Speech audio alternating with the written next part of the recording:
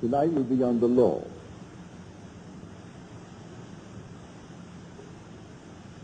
I think you'll find it a very practical evening.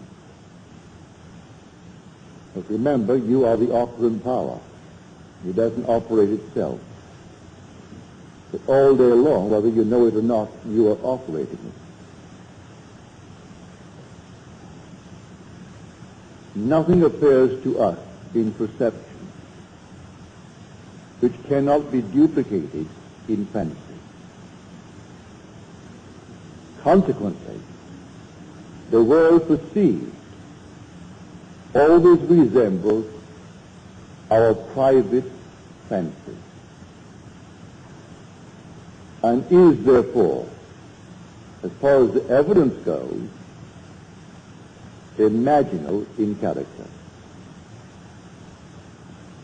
Now, here we are trying to find the cause of the phenomena of life. What makes things happen? Why is that one poor and that one rich? Why is that one known and the other unknown? And why is one this and the other that? And yet we are told in Scripture there is only one cause, only one God.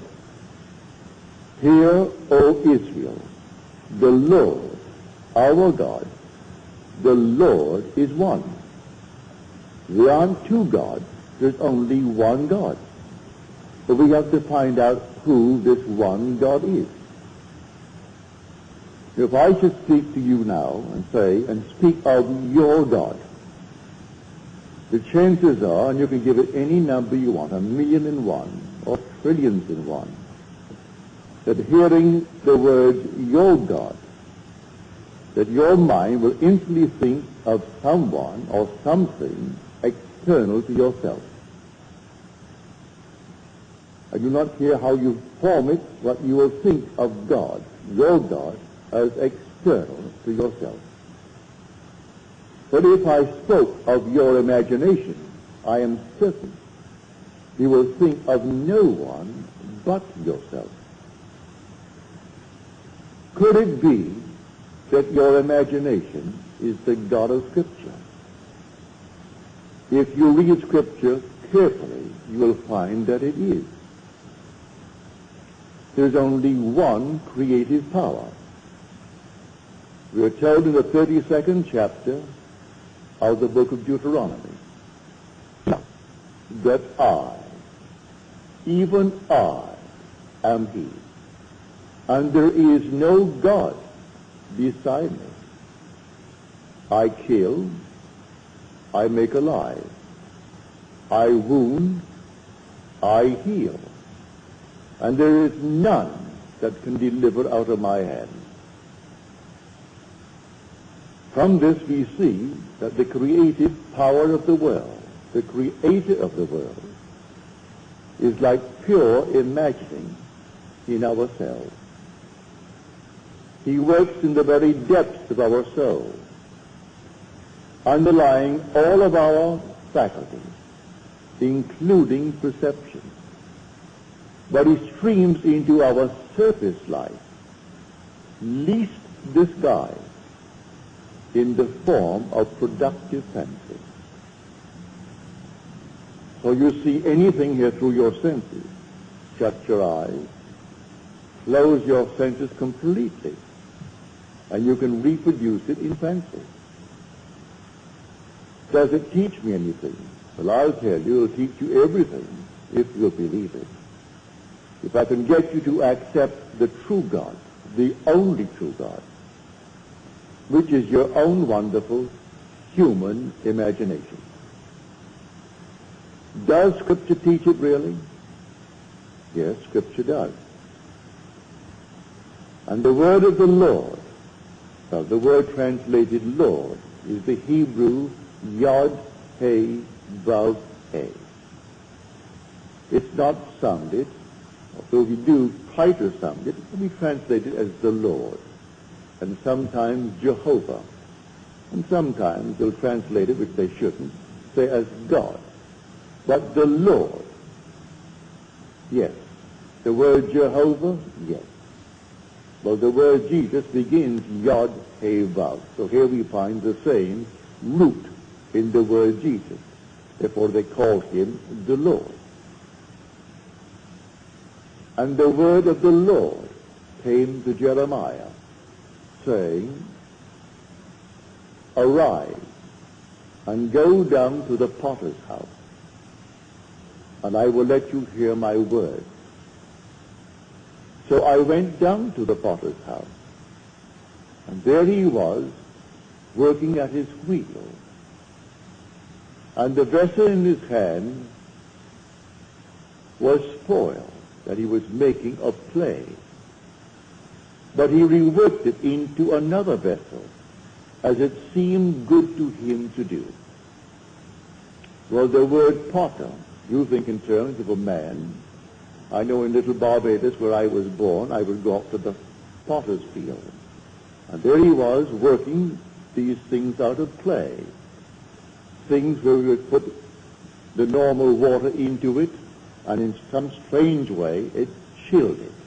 You could always depend upon a nice cold glass of water if poured from what we called the monkey.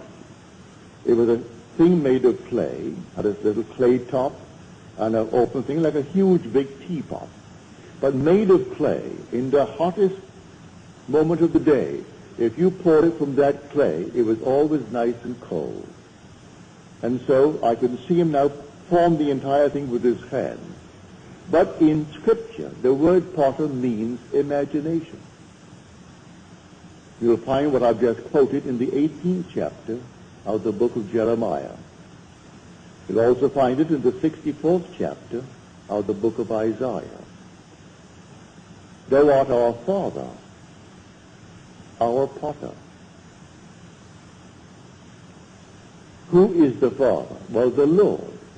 Well, the true translation of the word Lord, which is Yod He Vav He, is I am.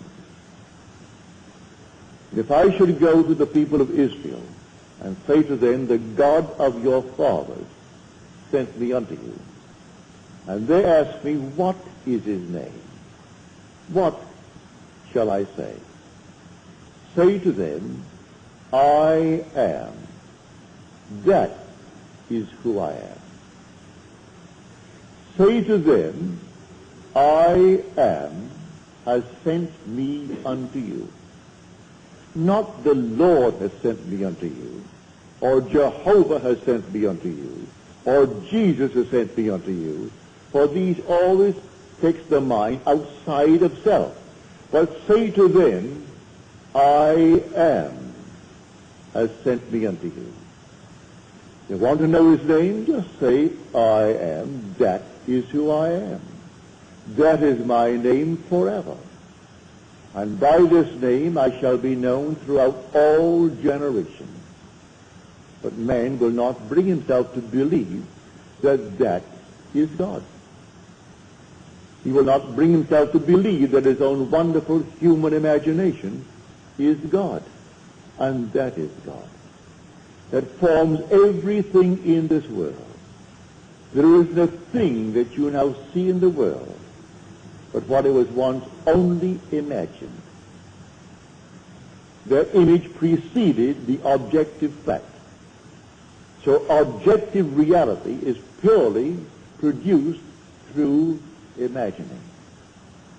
The suits you wear, the dresses you wear, the chairs on which you are seated, the building that now houses you, everything was only imagined.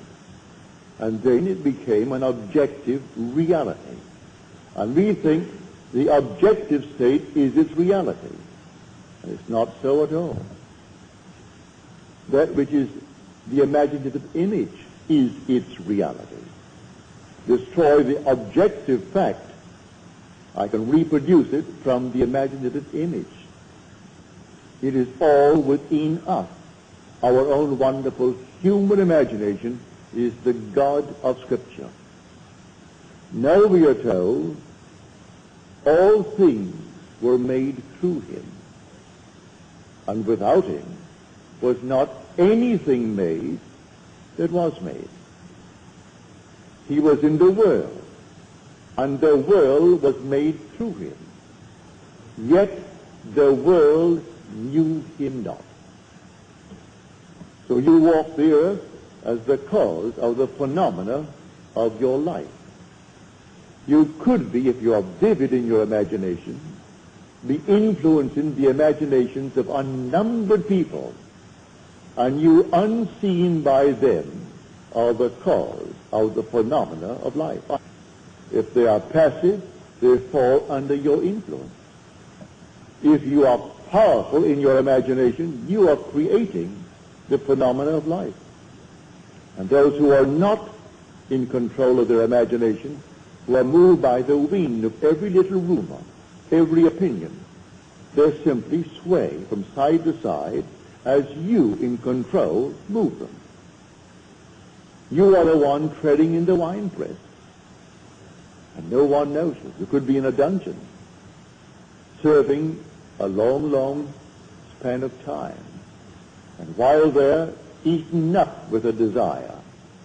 And then in your silent moment, you are completely in control of that vivid, creative power of the universe, your imagination. And you influence all the people of the world. For all things by a law divine, in one another being mingled. I couldn't see you if you did not penetrate my brain. I couldn't hear you if you didn't penetrate it. So all things by a law divine in one another's being mingled. The whole vast world is one. You in control of the creative power, which is your own wonderful human imagination. You can sway the entire vast world. If you can't do it, as some dictators have tried to do it, they bring in their propaganda machine. And then they try to force man into a certain shell, into a certain state. And quite often they succeed up to a point. But you, without the aid of any machine in this world, you can change the structure of your world by the control of your own wonderful human imagination. That is God. That is the Lord spoken of in Scripture. That is Jesus. Or can you imagine? Well, that is God in operation. God only acts and is in existing beings or men. But how does he act? As I imagine. I imagine anything. See now that I, even I, am he. I kill and I make alive. I wound and I heal. And none can deliver out of my hand. I raise my hand to heaven and cry, I live forever. That's the immortal you. It cannot die. When you say I am, it cannot die.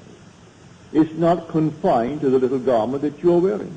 That's a mask that you put upon yourself that you may be seen in this world of shadows. But you are not the mask that you wear. You are an immortal being, and that immortal being is God the Father, as spoken of in Scripture. But I would like you to begin to feel it is simply I am. And by that, imagination. You can sit down this very moment and begin to dream the most glorious dream in the world concerning yourself. At the moment of the dream, reason denies it. Your senses deny it. But if you dare to assume that assumption, that you are already that in its fullness, and persist in that assumption, it will harden into fact. Blake said, I met Isaiah and Ezekiel, and I dined with them last night. And I say to Isaiah, do you really believe that an assumption will harden into fact? He said, all prophets believe that it does, but today not very many are capable of an assumption of anything. They change from moment to moment. If I could dare to assume that I am what at the moment reason denies and persist in my assumption in a way that I do not know and I need not be concerned about, it will actually find the necessary means to externalize itself within my will.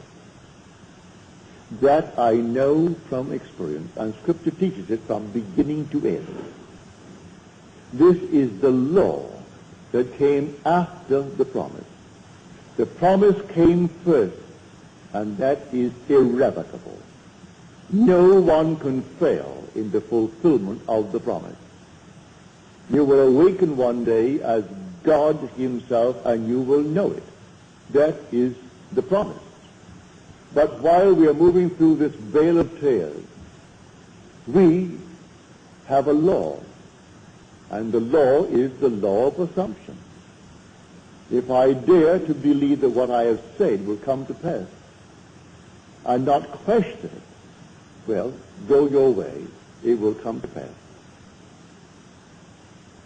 Here's a simple thing. My father, in a little tiny island, it's only 21 miles long by 14 wide. That's where I was born. He is not a brilliant mind. He's gone from this world at the age of 85. His time was up and he departed. He had no formal education, very little education. The war came, the First World War came to an end in 1918. The boys began to return in 1919. As these troop ships came in, bringing back the boys from Europe and from North Africa, he heard the officers, the captains, and the stewards discuss the next World War. I can hear my father now. For in 1919, I was born in 1905, so here I am, 14 years of age. And all of us are now growing up, young men. And my father said, we'll have another war in 20 years. It'll break in 1939. Mother said, Joseph, why do you say that? Look at all of our boys. They'll all be ready for the war. Why do you say that? And there were 9 boys, 1 girl. He said, it will happen in 1939, 20 years. He even named the 2 sides and placed Italy on the side of Germany and Japan on the side of Germany, leaving England and France and Russia. He didn't mention the others. They were, naturally, he took it for granted that America would come in to defend the liberties that we have inherited from England. What we now call the Bill of Rights. All this is part of the foundation of that English-speaking world. And he thought, well, now America will come in at the appropriate time, but in 1919 it will break. Well, on September the 1st, 1919, it broke. I was driving through from Montreal. I just spent 2 weeks on the Canadian border. Went into Montreal, and I had, well, champagne and stout. It's a delightful drink, by the way. And so I had a few of those. We got into the car and started back. And on the way back, here comes the radio, and here's the news. England has just declared war on Germany. Germany moved on Poland. England had a treaty and declared war. That was September 1919. Now, my father was not a prophet, but he firmly believed in his assumption. He was treading the winepress in this tiny little island called Barbados, 21 miles long by 14 at its widest point. So you don't have to be in a palace. You don't have to be in the White House. You don't have to be in any prominent place or the Vatican. Someone in a dungeon this night is treading the winepress. And who knows what's going to happen when she has tread the winepress. It is always happening because he waits on us just as swiftly and as indifferently when the will in us is evil as when it is good. For I kill and I make alive. I wound and I heal. I do all these things. I make the wheel and I create the world. I form the light. I create the darkness. It's told us in Isaiah. There's only one creative power. Don't think for one moment there are two gods, like a God and a devil. The devil is only the negation, the doubter in this world. But the positive creative power of the world is your own wonderful human imagination. That is God. So as you're seated here, God is seated here. And where are you going to go to find him? You can find him no place other than where you are. You'll never find him outside of yourself. Approaching you, as some people are talking about it today, I turned on the radio thinking I'm going to see the blast off to the moon. I thought I had Channel 4. So I sat back in my easy chair. Oh, I didn't know what time it was going to come on. It said maybe 10 minutes to 10. So I turned it on at quarter to. And here comes this so-called prophet. He's from Australia. And he's being questioned by someone else. And he's giving all the interpretations of the prophecy of Scripture. And I wonder, is this an insane asylum or something? And here he is giving me all these little dates. Why Israel won in 6 days the last war, rather than others, because Israel always rests on the 7th day. Of all the nonsense in the world. And he is actually, before undoubtedly a large audience, maybe not last Sunday morning, because it was an important thing, the boys casting off to the moon. I thought I had Channel 4 and I had Channel 5. So I sat there waiting, maybe some weather has delayed the thing, but I thought it was 4. And after 15 minutes of this nonsense, I got up and checked, and I missed the blast off. See? Completely gone. Luckily, it was a replay, so they replayed it later, and I saw the blast off. And this goes on every Sunday morning. And then they call him an authority, and he so smiled, he so loved that. You are an authority on the Bible. Well, you never heard this nonsense in your life. Well, that is it. I'm telling you of the true God. God became as we are, that we may be as he is. And that God is your own wonderful human imagination. So when you say, I am, that's God. There is no other God. He literally became as we are. Our every breath is the breath of God. But he does not in any way interfere with this level of awareness and compel us to be good, compel us to be kind, compel us to be anything. We can exercise the talent, no matter what mistakes we make, what horrors we make in this world, and we have done it, and are still doing it in this world. And who suffers? Only God suffers. But you say, but I am suffering. That's his name. Forever and forever, he has no other name. It's not Jehovah. It's not the Lord. It's not Jesus. It is simply I am. That is the Father. And so I'm telling you tonight, if you really believe it, you can start now, this night, and change the world in which you live. Start with your own environment. What would it be like if it were true that I am now the man that I would like to be, or the woman that I'd like to be? And then simply define it as clearly, for the word potter simply means to mold into a form. The first definition is imagination. It means to resolve. It means to determine. So you could determine a certain state in your world. A resolution now. I resolve to be, and you name it. Not based upon the evidence of your senses or what reason dictates, but a wish on your part. As we are told in Shakespeare, it hath been taught us from the primal state that he which is was wished until he were. And so, he is now a reality in my world. He began only as a wish. I am the man I wanted to be. It began as a wish. My father became the success that he was when he departed this world. It began as a wish. He didn't have one penny in this world. He went to a school, and what do you think the charges were? A penny a week. The British penny being 2 cents. It was 2 halfpennies, 1 penny. A penny a week.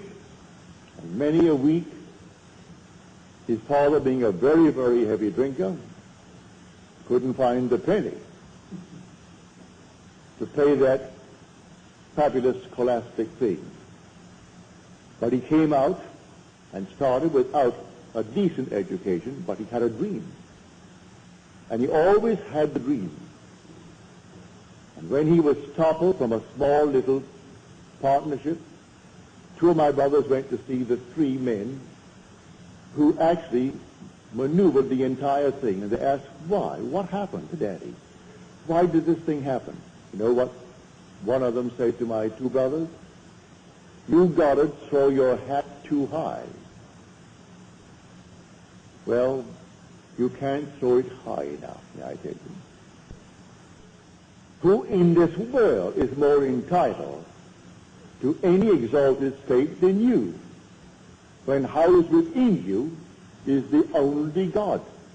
So they said, you Goddards, throw your hat too high. He wanted us to always remain based upon the level where my parents began in this world. That was not my father's dream. So the partners all died working for other people at small little salaries. And my father died working only for himself and his son at the age of 85, and left 10 children, each financially independent. So they threw the hat too high, did he? If he had lived longer, he'd have thrown it even higher. That was my father's dream. So do not let anyone tell you to be satisfied with this, that, or the other. It is the God in you that gives you desire. You wouldn't eat tonight if you didn't have a desire. And who is desiring? It is God desiring. Desiring constantly to transcend himself. And so tonight, you dream noble dreams. I am telling you, those who are coming here, and those who have been coming through the years, New York, San Francisco, and elsewhere, they're now beginning to really come into a head to awaken to the truth that I have been telling you through the years, that you're going to discover that you are God the Father. Thou art our Father, yet our potter, and we are the clay in thy hand. The day will come, you'll discover why he calls us the clay. We are emotional filters, and we bear the marks of our prevalent emotions, and he allows these marks, good, bad, or indifferent. He does not in any way dictate what I should entertain as a thought. All right, entertain it. So I want to feel sorry for myself and go out and eat worms. Go and eat the worms. Have some more. That's exactly what he does to all of us. No compassion whatsoever. Not to think for one moment that he's going to stop you in the act. He allows you to completely run your own world, as it were, and make all the mistakes in the world. Thou hast delivered us into our iniquity. And the word deliver in Greek, in Hebrew, and in Latin means to melt. He has melted us and melted us into our iniquity. So we are so much a part of it, we can't even separate ourselves from these infirmities. He allows us to be delivered right into our iniquities, as told us in the 64th chapter of the book of Isaiah. Read it carefully, and you'll see this vision that possessed these men who were qualified to hear from the depths of their own souls. Well, they heard it as adumbrations. And then came the understanding of these shadows, these foreshadowings. And the day will come that everyone in this world will discover he is God the Father. And because he is the Father, then there must be a Son. And that son is David. David is the Christ spoken of in Scripture, but man doesn't know that yet. I am telling you from experience, I know it. And one day you're going to actually see the Christ who reveals you as the Lord, who is the Father. So David is called, not in Scripture, that the thing is going dead again. All right. Here is start back. Is it back? Yeah. So I'm telling you, there's only father and son in this entire wonderful story. Well, then, who then is this David that is the son? David is the sum total of all the parts that the Lord, I am, has played. He is the resultant state. And you have played all the parts, good, bad, and indifferent. And having played all the parts, then the sum total, the resultant state comes out, and there he stands before you. And he is David.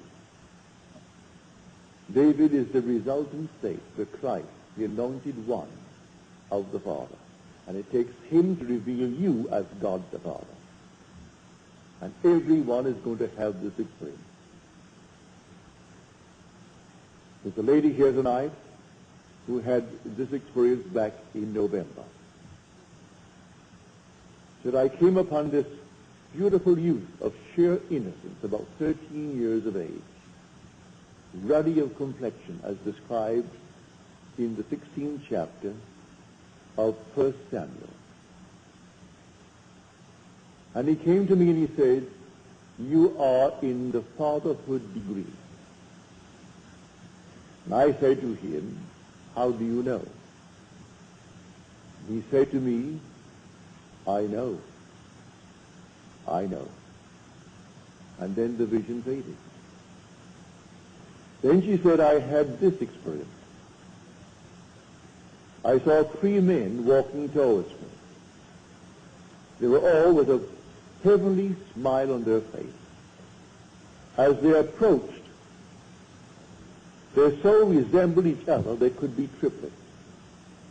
They could be brothers, but triplets. They were so completely alike as they approached. And one had an infant wrapped in a blanket. And he came towards me and placed it in my hand. And I took the infant, and I knew it was my child. Now, 2 days prior to this experience, lying on my bed, I saw these heavenly colors of, well, purple, sort of the amethyst color. And then as they faded, it formed into the most wonderful, brilliant star. I'm looking at the star when suddenly the whole thing faded, and 2 days later came these 3 messengers bringing the infant child. Well, that's told us in the book of Genesis. Abraham sat in the heat of the day, as he sat in the tent, and 3 men appeared to announce to him that he would be a father, in spite of his advanced years. And Sarah, it has ceased to be with her after the manner of women. This is all beautiful imagery. It's all you. You are the Abraham. You are the Sarah. And the Isaac is the child that is given as a sign of your birth from above. And so here she had the most marvelous experience. She knew the child was hers, and 3 messengers so alike they looked like triplets. And then the star that preceded the entire thing by 2 days. And then the youth who said to her, you are in the fatherhood degree. And when she asked, how do you know? He replied, I know. And then affirmed it by the second statement, I know. So I tell you, the law came after the promise. The promise is something that you cannot It's loose. No one can lose it. You could be the most horrible dreamer in the world, and that's all we are anyway, dreaming these fantastic dreams, and some are horrible. But you cannot lose the promise.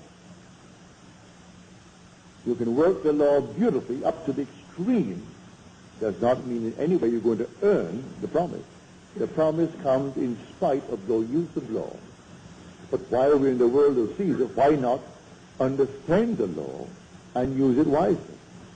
Every moment of time you must be watchful, aware of what you're imagining. To try to change circumstances before you change your imaginary activity is to struggle against the very nature of things. Because your imaginary activity is actually producing objective reality. And so until I change that which is the cause of the phenomena of life, I'm going to reproduce the same thing in my world. So start tonight to change it by changing the imaginal activity. So here, Fawcett said, and I think it's a very marvelous statement that he made,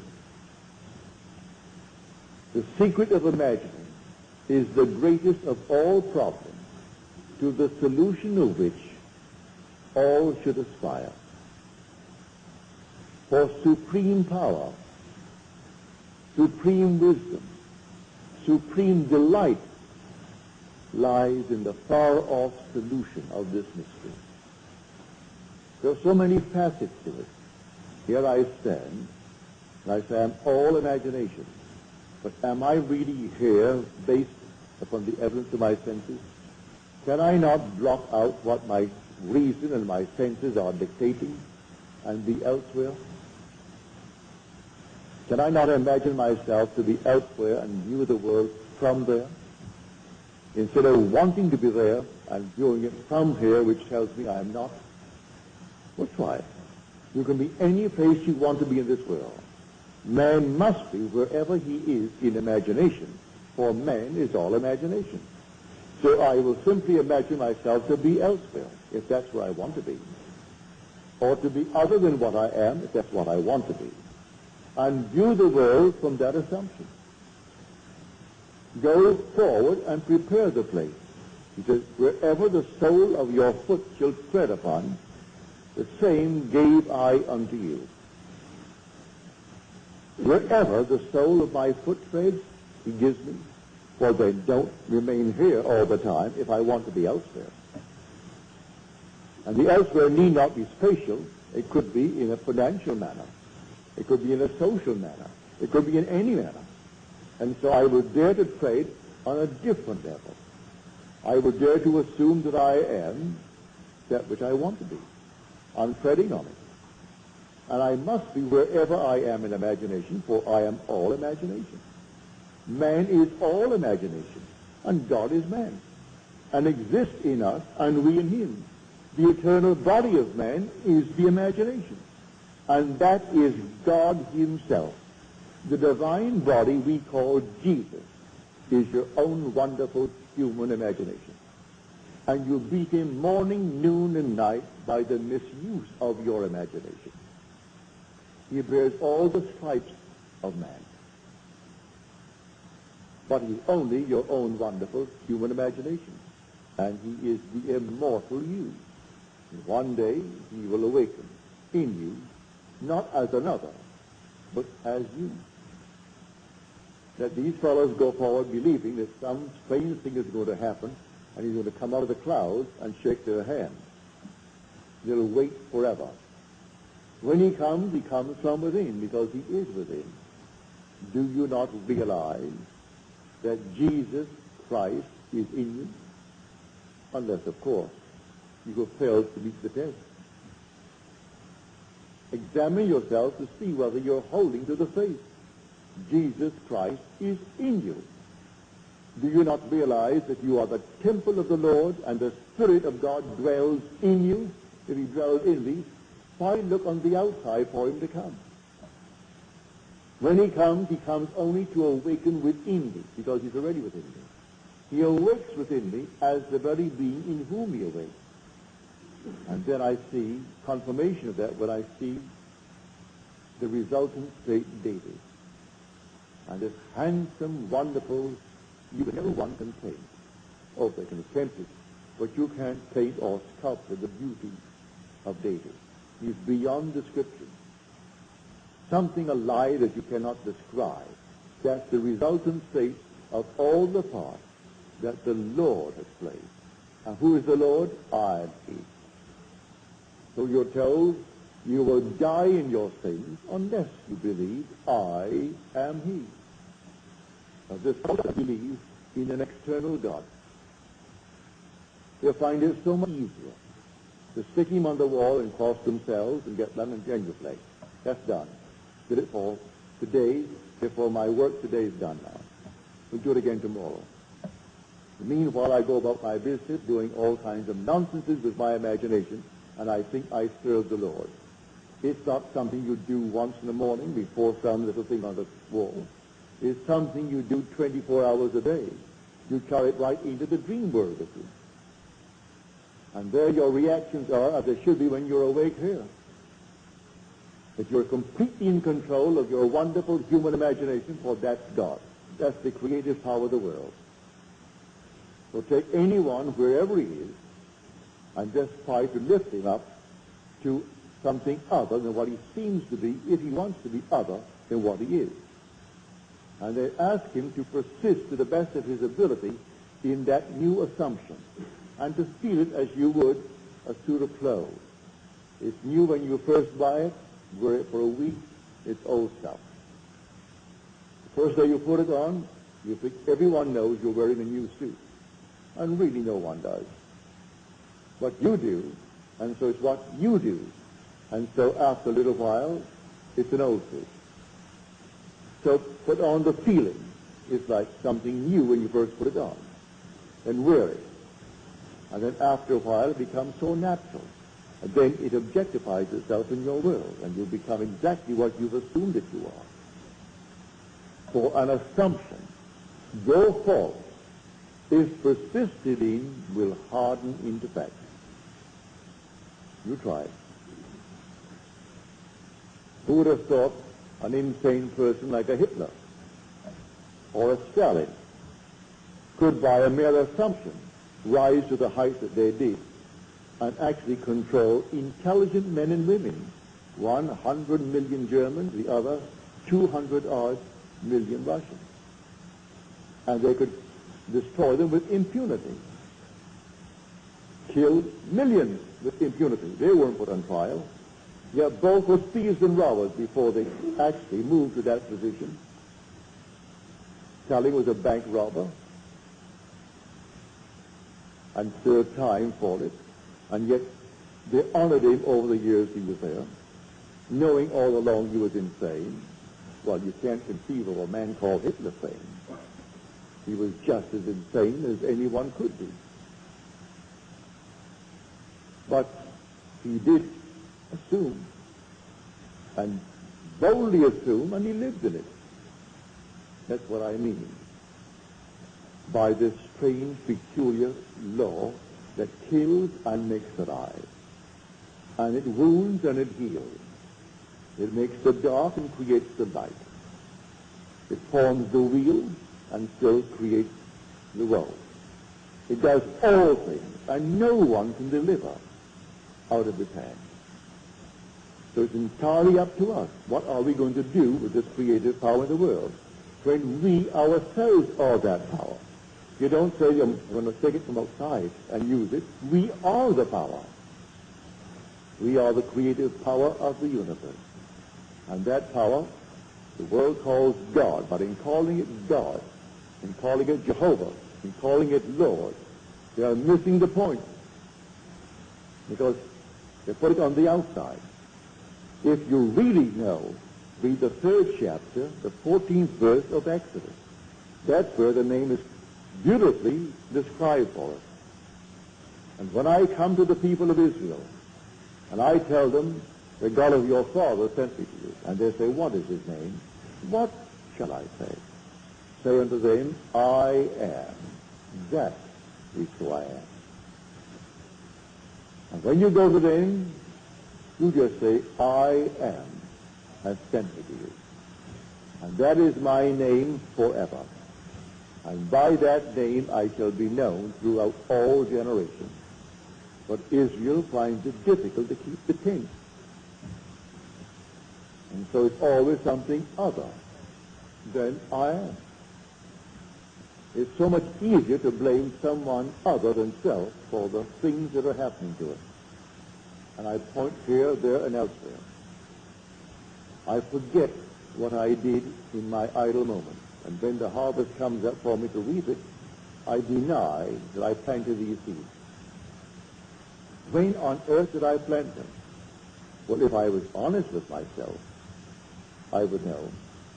You plant them morning, noon, and night. In the course of a day, unnumbered idle moments catch you thinking all kinds of things. You don't know the people, and yet you're reacting and doing all kinds of things